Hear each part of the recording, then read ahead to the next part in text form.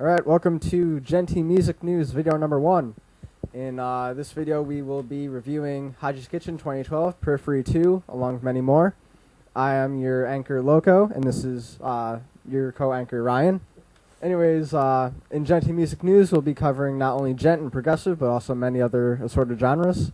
So let's get started with Haji's Kitchen 2012.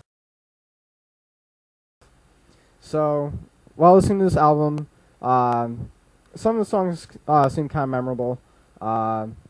Mainly the instrumental quality was pretty good. The vocals seemed a bit overdone in production, but nothing too drastic, nothing that really affects the album negatively.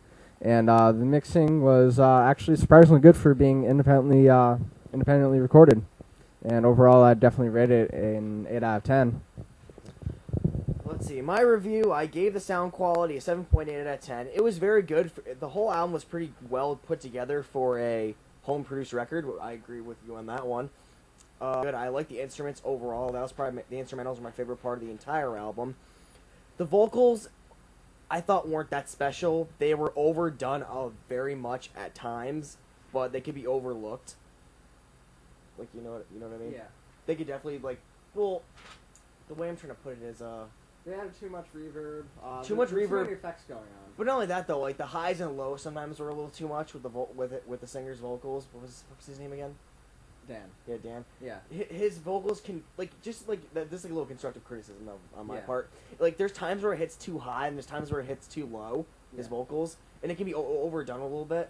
Definitely with him switching over from gent to hard rock, it was definitely a big change. But if he worked out a bit more, he could definitely perfect the hard rock or nu metal sound to the album. Oh, definitely. Yeah. Alright, next will be Periphery's new album 2. Compared to the first album, it wasn't as memorable. The songs weren't as catchy. The riffs weren't as catchy. And yeah, I do get that Misha Mansour did pre-record most of these songs previously with no vocals. But I think he definitely could have made a better song choice.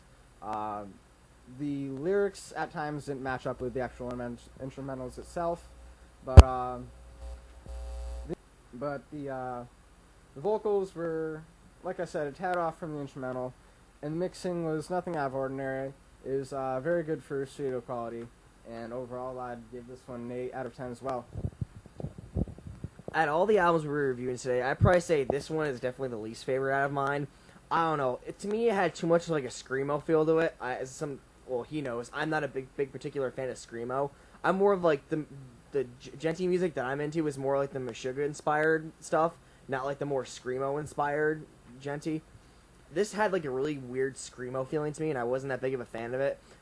The singer's voice, he had like that odd like feminine high to it, almost like kind of like Amanda Somerville in that one Camelot song, "Love You to Death." It had I don't know why it had like that feeling to me, along with like a little mix of Amy Lee in there. Yeah. I got that feeling from the singer. Like don't get me wrong, he's probably not a bad singer if you hear him on other stuff, but like I just wasn't digging his vocals in the album. I thought the instruments were really well done though. This probably out of all the instrumentals, this is definitely one of my favorite instrumental wise. The mixing was nothing out of the ordinary, just your average studio done album. I can respect that. It was average at best. But the overall quality was like average for me too. But definitely out of all these albums, this was out of reviewing today, this is definitely my least favorite, which I'm giving a 5 out of 10. Yeah. That's just how I felt. Yeah. I like the older stuff. And if I could add something extra, compared to the first album, even though the lyrics did seem off from the instrumentals, Spencer really did improve on his vocals. Like, if you listen to the first album, he seems kind of off and pitchy, but in the new album, he does seem to be on key a lot more.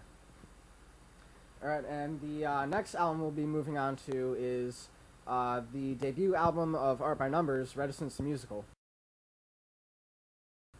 Now, it took me a while to get into his voice. His voice was just really high, and it's kind of like a Coheed and Cambria feel. Definitely. Yeah. It takes some getting used to, but once you listen to it for a while, you actually get really hooked on it. The instrumentals were just fucking mind-blowing on this album. Definitely. Like, the finger tapping was perfect. It wasn't overdone. It wasn't like, he was doing a guitar solo for the whole song. It wasn't like he was just doing a simple rhythm for a whole song either. Yeah. Now the vocals, kind of like on Haji's Kitchen, this band did the same. They added in a little bit too many effects on the vocals, like too much reverb. But overall, it was mixed very well, and this was definitely my favorite album out of all these for the review, and I definitely rated it a solid 9 out of 10. I'm a little bit in the opposite end of the spectrum for him. I thought definitely the quality was about average at best for just the overall sound of it.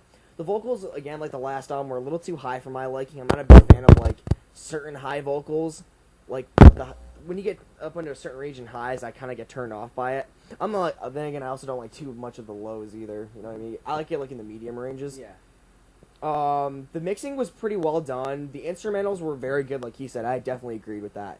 The finger tapping wasn't overwhelming. The drums sounded pretty good, but the bass sounded in there. It sounded perfectly in tune there. It wasn't overshadowed by anything. It was very well done with the instrumentals, at least the mixing. Yeah, definitely. I'm giving this one a 7 out of 10. Now for the next album, we'll be moving on to Mike Portnoy's new project, since he left Dream Theater. He was kicked out. Oh yeah, he was kicked out. But Suck it, Avenged Sevenfold. You got a legend kicked out of his band. Fuck you. But also Symphony X's old singer, which I'm surprised to actually grab him. It's Adrenaline Mob, their debut album Omerta. For the instrumentals, the bass actually seemed really drowned out. Like, it seems like they almost forgot the bass from the tracks and, actually forgot to turn up the sound on it. I actually honestly thought, like, the guitar overshadowed everything. Even overshadowed the drums. Yeah, the guitar was really, really loud in this album. It could have been a little bit more muted.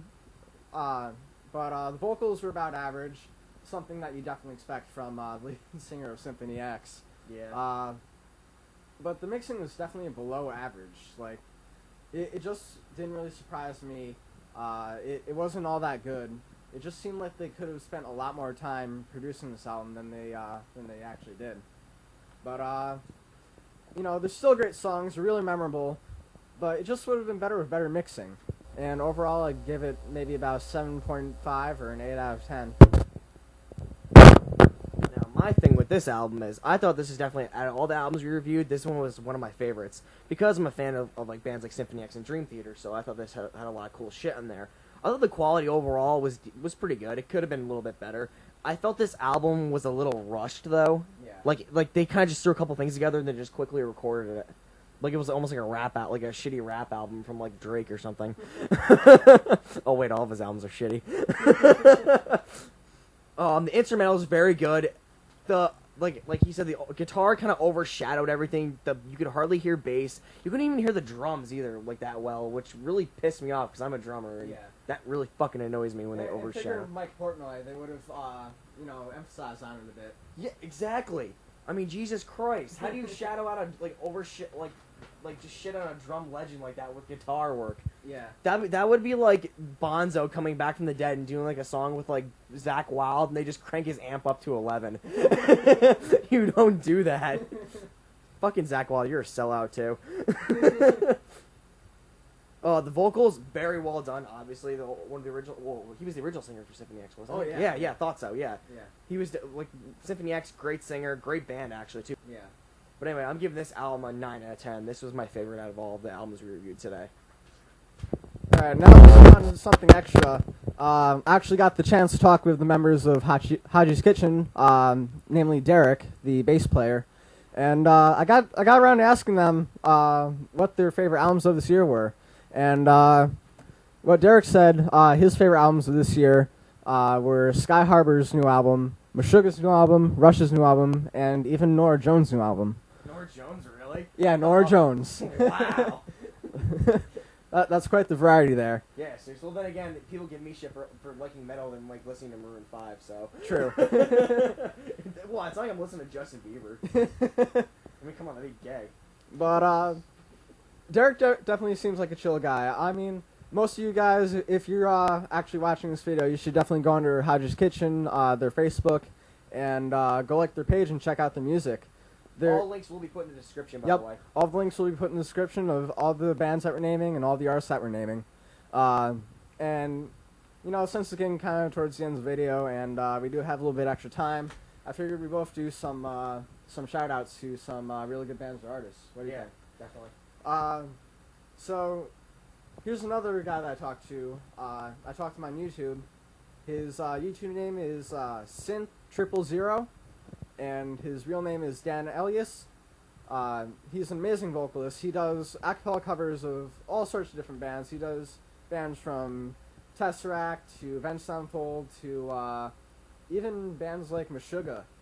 And he does an amazing job at it. He just keeps on getting better and better after every single video. So check out his channel. He's under my related channels on the page here. And my second shout out would definitely have to be to the Danish band VOLA. They're kind of a progressive rock, almost gent type band with a little bit of an electronica sound mixed in. His voice is just phenomenal. He's a lower middle range singer. Doesn't do that many screams. If you're into bands like Tool or say Carnival or bands like that. My first shout out's going to go out to a band called Soulidium. Now, I don't know if you may have heard, the Seven Dust has kind of been promoting them lately. Well, John Witherspoon has, the singer of Seven Dust. They're more of like a gothic, they're like a gothic vampire metal group. They're like, they have a very raw, kick-ass heavy sound to them. Like, if you're looking at like the gothic, like heavy sounding industrial metal, I recommend you go for Soulidium. They're just a very hard hitting band. They did their first album, which was their first debut album, which was Children of Chaos. It's out on their website. You can also get like a package, like a t-shirt or whatever. Some very good songs. Their YouTube channel, they have some good live performances on there. They have all different types of videos of them performing live with just people from other bands too. I think they had the singer from Kitty do a song with them once. Really? I think so, if I remember correctly. And then my second shout out would have to be a band you and I both like, Avantasia. Yeah. Very, like, if I had to recommend an album for them though, I'd probably either say Scarecrow or The Wicked Symphony Volume 1. Scarecrow is definitely my favorite.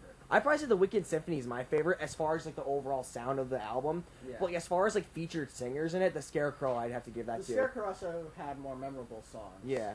Well, I'd probably say out of like each of my favorite songs on each of that album, my favorite on the Scarecrow would be Lost in Space. Yeah. Okay, who's the female singer in that? She was really good. I can't seem to remember. I can't either, but I think no, it wasn't Amanda Somerville, was it? I don't think so. No. No. And then my favorite song from the Wicked Symphony Volume 1 would be Runaway Train. It was just a really, really good heavy ballad. Yeah. And then I'd probably say, yeah, definitely check them out. We'll put links to the descriptions as always. And I'll be putting a link for my YouTube channel in here. If you like ranty type shit, I just destroy people's arguments on YouTube, especially people like Onision and stuff. If you hate like condescending little cocksuckers like him, so check out my channel if you're like into ranty kind of stuff. All right, and one last thing, since we still do have a little bit extra time, what would you say the most disappointing album release of this year was? I'd say the most disappointing album I heard this year was the new Cradle of Filth album, Midnight in the Labyrinth. That to me was like it didn't even sound really black metal to me. Like they were going too much for like that fucking whiny 13-year-old like atheist kind of thing. Remember how like the kids were like in middle school, but like the goth kids. Yeah. It felt like it was targeting more in that than the exactly true black metal community. Yeah. Like you can tell like they're kind of selling short, kind of like the same way like Doombo Gear's doing now. Well, I've never really liked them all that much. Oh, I liked Cradle of Filth. I I'd probably say my favorite Cradle of Filth album was probably Nymphetamine. That was a memorable album. The most disappointing one would definitely have to be the guitarist who did his own little project, Angel Vivaldi. He joined members of some other bands and formed the band Vexed. Now, if you don't know who Vexed is, they take kind of a gent-type sound and turn it into a hard rock, almost alternative rock sound, and it just sounds terrible. It sounds like they're trying too much to be some sort of Nickelback type, womanizing type band, and it just really doesn't work out at all. Honestly, I wouldn't say like Nickelback, because that's like adding salt upon a wound right there. Alright, well, that's all we'll have for today. Check out soon for a new video coming up, and thank you all for watching.